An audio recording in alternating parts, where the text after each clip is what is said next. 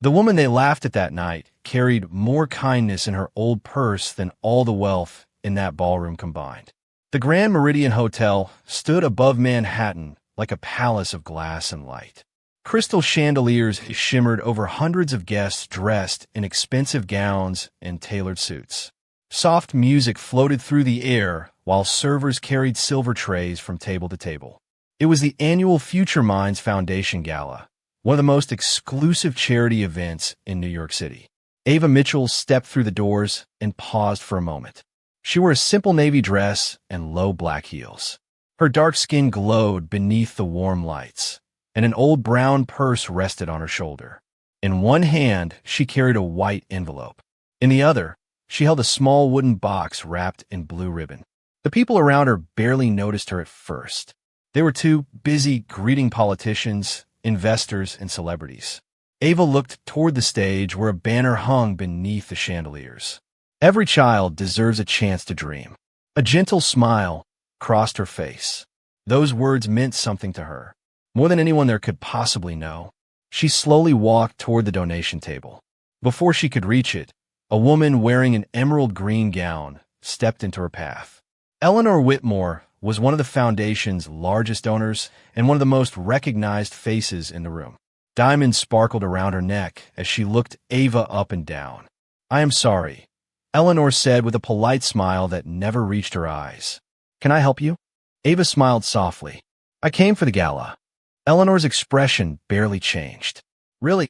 Her eyes moved to the old purse and then to the wooden box in Ava's hand. "That is surprising." A few nearby guests turned to watch. Ava nodded politely. "I received an invitation." Eleanor laughed softly. "Well, that is wonderful. The foundation certainly believes in being inclusive." Several people nearby chuckled. Ava felt the heat rise in her cheeks but kept her calm expression. She had spent her life teaching children that dignity was something no one could take away.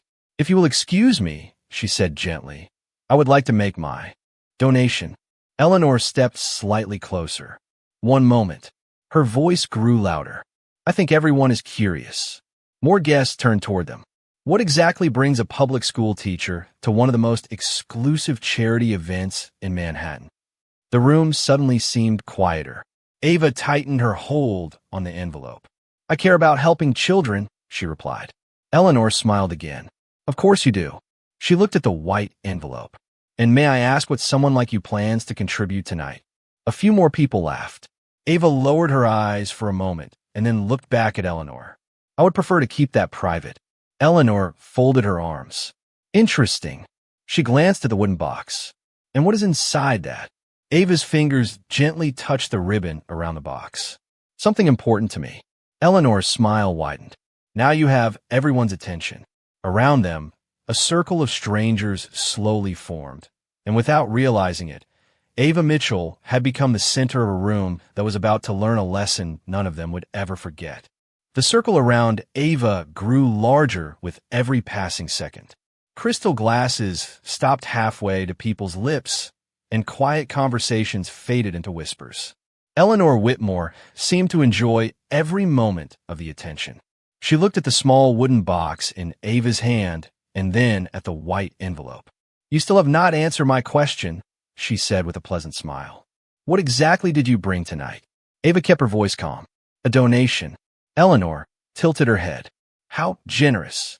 A few people laughed again. Then she pointed toward the wooden box. "And that?" Ava gently tightened her grip on the ribbon. "Something that means a great deal to me." Eleanor's smile widened. "Now I'm even more curious." Before Ava could answer, a woman near the front of the ballroom suddenly gasped.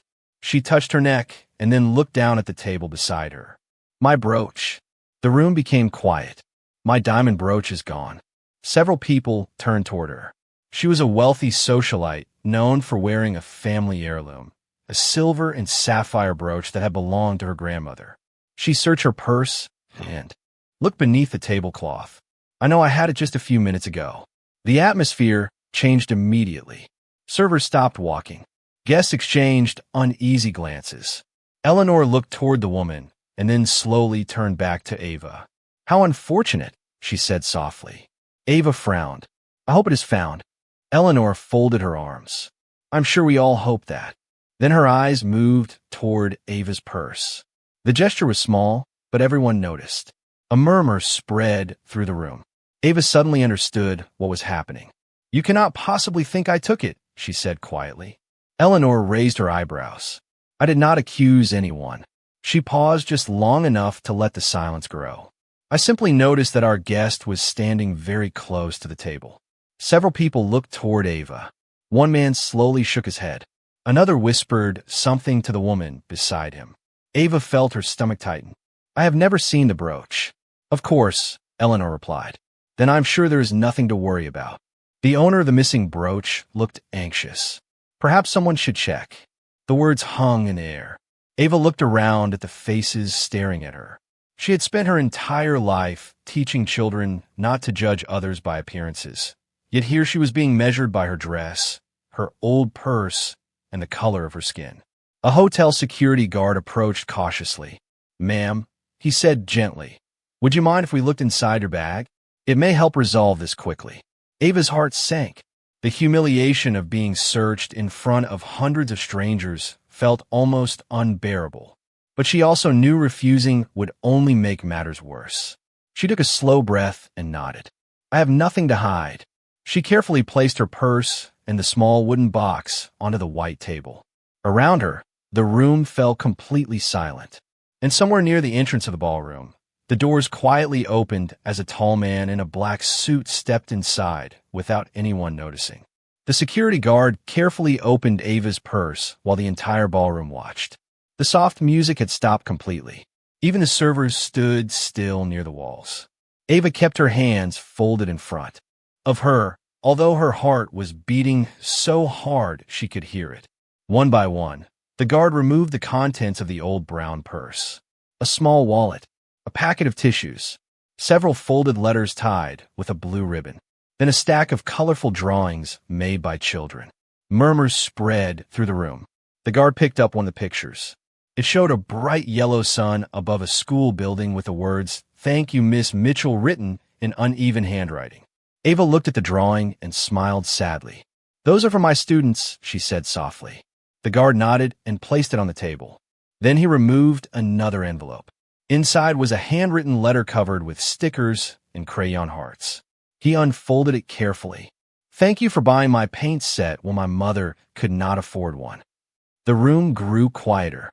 Another letter thanked her for staying after school to help a struggling student. Another thanked her for paying for an art field trip. The people who had laughed at her only minutes earlier now looked uncomfortable. The guard reached into the purse once again and pulled out an old photograph. It showed a group of children standing in front of a brick building with faded windows. Ava's eyes softened immediately. Please be careful with that one, she said gently. It is the only picture I have from the children's home where I grew up. Several guests exchanged surprised glances. The guard placed the photograph beside the letters and finally picked up the small wooden box that Ava had carried into the ballroom. May I open this? He asked quietly. Ava nodded. Yes. He untied the blue ribbon and lifted the lid. Inside rested 3 old medals and several small ribbons from children's art competitions. They looked worn with age. These belonged to me when I was a little girl, Ava explained softly. I brought them to donate to the Foundation's Children's Museum. I thought another child might enjoy seeing them one day. The room became completely silent. The contents of the box were not valuable in money, but they were clearly priceless to her. The guard carefully closed the lid and looked back into the purse one final time. Suddenly his hand stopped. A strange expression crossed his face. Slowly, he pulled something from the bottom of the bag. The silver and sapphire brooch sparkled beneath the chandeliers. A collective gasp swept through the ballroom. The owner of the brooch covered her mouth. That is mine. Ava stared at the jewelry as though she had never seen it before. The color drained from her face. No, she whispered. That cannot be there. Eleanor folded her arms and let out a quiet sigh. How disappointing. Whispers filled the room again. Some people looked shocked. Others looked almost relieved, as though their suspicions had been confirmed. Ava felt the floor beneath her seem unsteady. I did not take it, she said softly. but almost no one seemed to hear her. Then a calm voice came from behind the crowd. Perhaps we should wait before deciding who this woman really is. Every head slowly turned toward the tall man, standing near the entrance.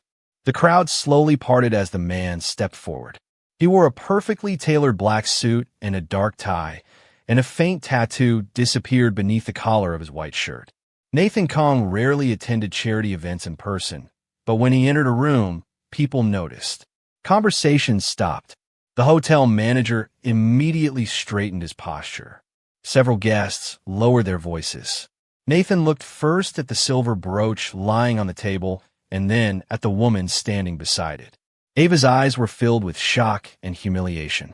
She looked like someone who had just lost something far more valuable than her reputation.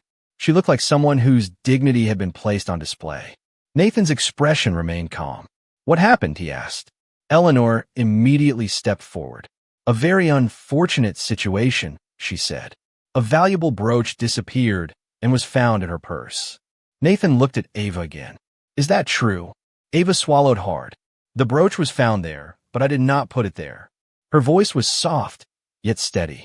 Nathan studied her face for several seconds. Then his attention moved to the old photograph and the small wooden box resting on the table. He reached for the picture and looked at it carefully. The faded image showed a group of children standing in front of a brick building. A weathered sign above the entrance read St. Gabriel Children's Home. Something changed in his expression. "Where did you get this photograph?" he asked quietly. Ava looked surprised. "I lived there when I was a child." The room became silent again. Nathan's eyes returned to the photograph. "You grew up at St. Gabriel?" She nodded. "For 11 years. He looked at the small medals inside the wooden box. "And these?" A faint smile touched Ava's face despite everything that had happened. "I won those at art competitions when I was little." Nathan carefully picked up one of the medals. On the back were engraved words that he remembered seeing many years ago. "Dream beyond your circumstances." He had seen that phrase before because his father had created it. His family's foundation had quietly supported St. Gabriel Children's Home for years. He remembered visiting the building once as a teenager and watching children paint pictures in a small classroom. "You brought these to donate?" he asked. Ava nodded. "I thought they might inspire another child someday." Nathan looked at her in silence. Then he glanced at the stack of letters from her students. He opened one and read a few lines. "Thank you for buying me my first sketchbook." Another thanked her for paying for art supplies. Another called her the best teacher in the world. He slowly placed the letters back on the table. Eleanor cleared her throat impatiently. "I understand that all of this is very touching, but it does not change what happened." Nathan finally looked at her. "No," he said quietly. "It changes everything." The room fell completely silent. He turned his eyes toward the ceiling where several security cameras overlooked the ballroom. Then he looked back at the people surrounding Ava. "Before anyone decides who this woman is," he said calmly, "perhaps we should learn how that brooch ended up in her purse in the first place." No one spoke for several seconds. The only sound in the ballroom was the soft hum of the chandeliers overhead. Nathan Kong continued looking at the security cameras mounted near the ceiling. Eleanor folded her arms. "I think the situation is already quite clear," she said. "The brooch was found in her purse." Nathan turned his eyes toward her. "Is it?" he asked calmly. There was something in his voice that made the room feel colder. Eleanor forced a small smile. "I do not see what else there is to discuss." Nathan looked back at Ava. She stood beside the table with tears shining in her eyes, yet she remained composed. Most people in her place would have been angry or desperate. Instead, she looked deeply hurt. "Did you take the brooch?" he asked gently. Ava immediately shook her head. "No, sir. I have never seen it before tonight." He studied her face carefully. Then he glanced at the letters and drawings spread across the table. "You bought art supplies for your students?" Ava looked embarrassed by the attention. "Sometimes. With a teacher's salary?" A faint smile crossed her face. Children should never stop creating just because they cannot afford paper and paint. The room grew quiet again. Nathan picked up another letter. "Thank you for helping me believe I could become an artist." He folded it carefully and returned it to the table. "And the children's home?" he asked. "Do you still help them?" Ava nodded. Whenever I can. Why? She looked down at the old medals in the wooden box. Because someone helped me when I was young. Her voice softened. I remember what it feels like when one person believes you matter. Several guests lowered their eyes. Nathan looked at her for a long moment. Then he turned toward the hotel manager. Does this ballroom have security footage? The manager nodded immediately. Yes, Mr. Kong. Eleanor's expression changed almost imperceptibly. Surely that is unnecessary, she said with a nervous laugh. Nathan looked at her. I disagree. The room became silent once more. I find it difficult to believe that a woman who spent her savings helping children would suddenly steal a family heirloom in the middle of a charity event. No one said a word. Bring me the footage from the last 20 minutes, Nathan said to the manager. Immediately, the manager hurried away. Eleanor's fingers tightened around the stem of her glass. For the first time that evening, she did not look confident. Ava noticed it too. She looked from Eleanor to Nathan and then back to the table where her letters and old photograph rested beside the silver brooch. The room suddenly felt different. The certainty that had filled it only moments earlier was beginning to disappear. Guests who had whispered about her now looked uncomfortable. Some avoided her eyes completely. Several minutes later, the hotel manager returned carrying a tablet. His face looked pale. He handed it to Nathan without saying a word. Nathan looked at the screen for a moment and then slowly lifted his eyes. I believe everyone should see this, he said quietly. And across the ballroom, Eleanor Whitmore stopped breathing for a moment. The ballroom became so quiet that the sound of the tablet being placed on the table seemed unusually loud. Nathan turned the screen toward the guests. I think everyone deserves to know the truth, he said calmly. Nobody moved. Nobody even seemed to breathe. The video began to play. The security camera overlooked the ballroom from above. Guests moved between tables. Servers carried drinks, and Ava could be seen entering the room with her old purse and the small wooden box in her hands. The recording continued. It showed her speaking briefly with another guest near the donation table. Then she carefully placed her purse on an empty chair for only a moment. Nathan paused the video. Watch closely, he said. The recording continued. Eleanor appeared on the screen. She looked around the room and then slowly walked toward the chair. She paused beside it and glanced over her shoulder. Then she reached into Ava's open purse. The entire ballroom gasped. A few seconds later, she stepped away and calmly returned to her group. The video ended. Silence. Complete and overwhelming silence. The owner of the silver brooch covered her mouth with both hands. One man whispered, "My goodness." Another looked at Eleanor with disbelief. Ava stared at the tablet, and then at the woman who had humiliated her. She looked as though she could barely understand what she had just seen. Nathan slowly lifted his eyes toward Eleanor. Would you like to explain that? He asked quietly. Eleanor's face had turned completely pale. I can explain, she whispered.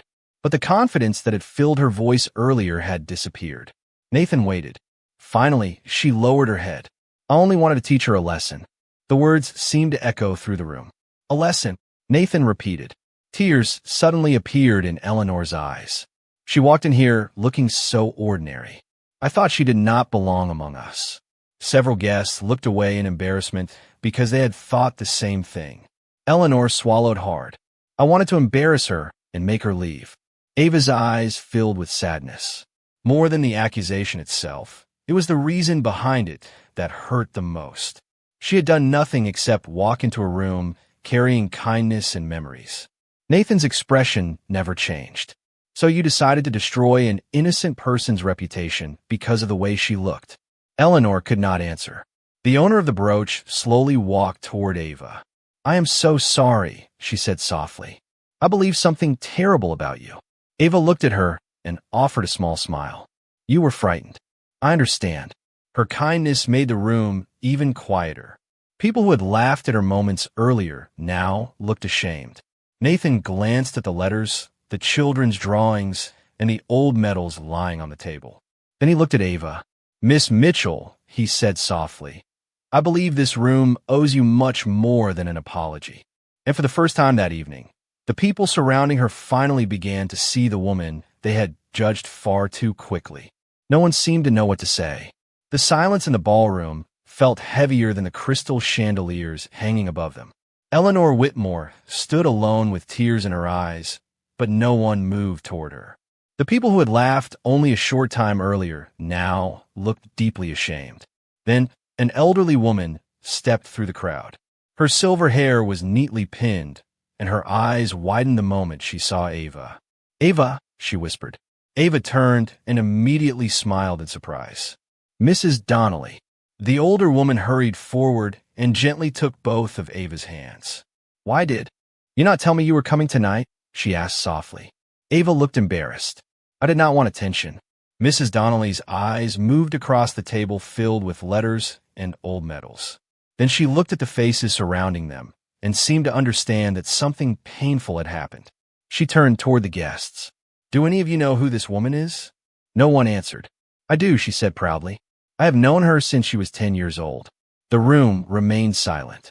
This young woman grew up at St. Gabriel Children's Home. She had almost nothing, but she shared everything she had. Ava lowered her eyes. Mrs. Donnelly smiled warmly at her before continuing. "For the last 12 years, she has quietly supported our children. She buys school supplies, pays for art classes, and visits every month." Several guests looked stunned. When one of our children needed books, she bought them. When another child could not afford summer camp, she paid for it herself. The older woman's voice trembled, and she never wanted anyone to know. Tears filled Ava's eyes. "Please, Mrs. Donnelly." "No," the woman said gently. "Tonight they should know." She looked at the old medals inside the wooden box. "Do you know why she brought these?" No one spoke. Because she wanted another child to see them and believe that dreams are possible. The room became completely still. Nathan looked at Ava with new understanding. He had met wealthy donors who demanded their names be engraved on every building they touched. Yet this woman had spent years changing lives without asking for recognition. Mrs. Donnelly reached in her purse and removed a folded piece of paper. "I was going to give this to the foundation tonight." She handed it to Nathan. He opened it and read silently. Then his eyes lifted in surprise. "What is it?" someone asked. Mrs. Donnelly smiled through her tears. "It is a record of every donation Ava has made to St. Gabriel over the last 12 years. A murmur spread through the room. Nathan looked at the final number written on the page and then at Ava. She had donated tens of thousands of dollars little by little from a public school teacher's salary. The room fell silent once more. Then one guest slowly began to clap. Another joined, then another. Within seconds, the entire ballroom rose to its feet. Ava looked around in disbelief as hundreds of people applauded her. The same room that had doubted her now stood in honor of her kindness. And standing beside her, Nathan Kong realized that the woman everyone had judged possessed more generosity and dignity than anyone else in that ballroom. The applause continued far longer than anyone expected. Some people wiped away tears while others simply stood in silence, looking at Ava with new eyes. She held the old wooden box against her chest, as though she could hardly believe what was happening. A few minutes earlier, she had been treated like a criminal. Now the same people who had doubted her were standing in honor of her kindness. Nathan slowly stepped onto the stage at the front of the ballroom and looked toward her. "Miss Mitchell," he said gently, "would you please join me?" The applause softened. Ava looked surprised. "Me?" He nodded. "Please." With hesitant steps, she walked toward the stage. The chandeliers above seemed brighter now, and every eye in the room followed her. When she reached the stage, Nathan pulled a microphone from its stand. For a long moment, he simply looked at her. "I have attended many charity events," he said quietly, "and I have met many generous people. But tonight, I met someone extraordinary." The room became silent again. Nathan held up one of the children's drawings that had been lying on the table. This woman never asked for recognition. She never asked for praise. She simply chose to help children because she remembered what it felt like to need help herself. Several guests lowered their eyes. Nathan looked at Ava. "You carried your most precious memories into this room because you wanted another child to believe in hope." Ava blinked away tears. "I did not do anything special," she whispered. A soft smile crossed Nathan's face. That is exactly why it matters. He turned back to the audience. There are people who give because they wish to be seen. Then there are people who give because kindness is simply who they are. The ballroom remained completely still. Nathan took a slow breath. Tonight, I witnessed a woman lose her dignity in public and then respond with grace and forgiveness. He looked toward the table where the silver brooch still rested. I also witnessed a room make judgments based on appearances. Nobody moved. I think tonight should end differently. He reached into his jacket and removed a folded paper. Beginning tomorrow, the Kong Foundation will establish a scholarship program for underprivileged children who love art. A murmur spread across the room.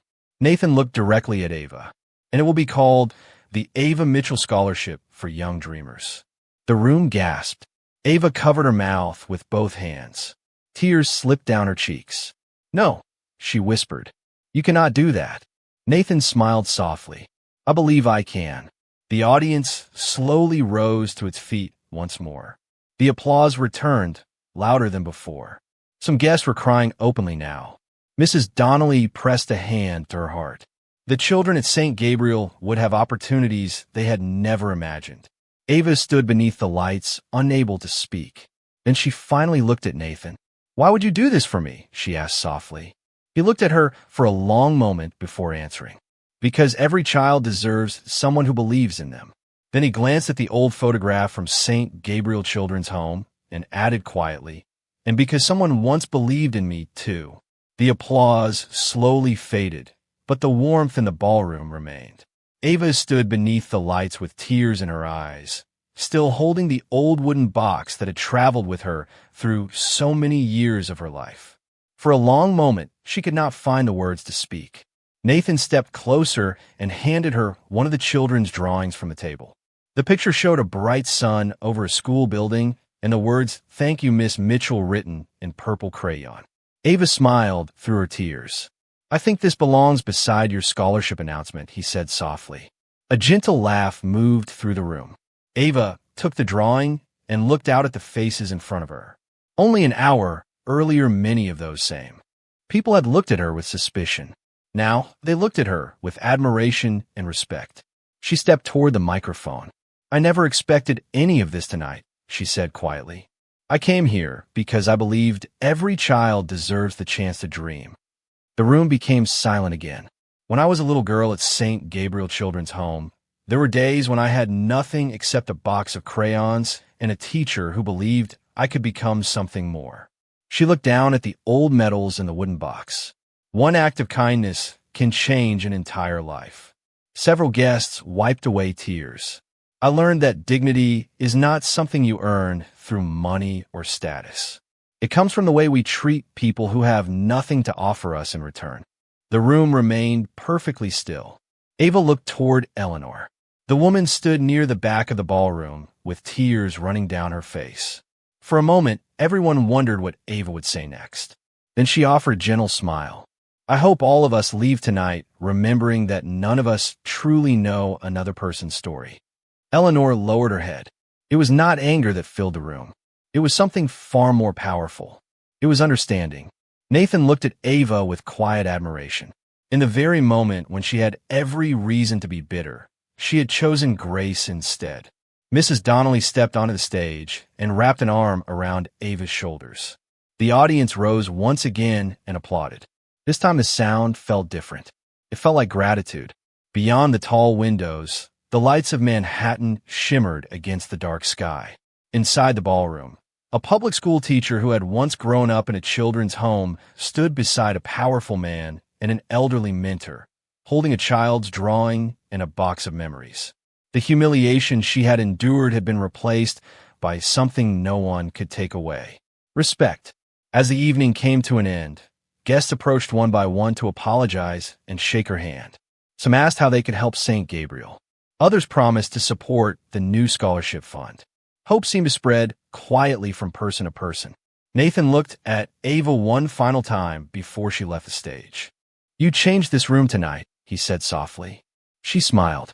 "No, kindness did."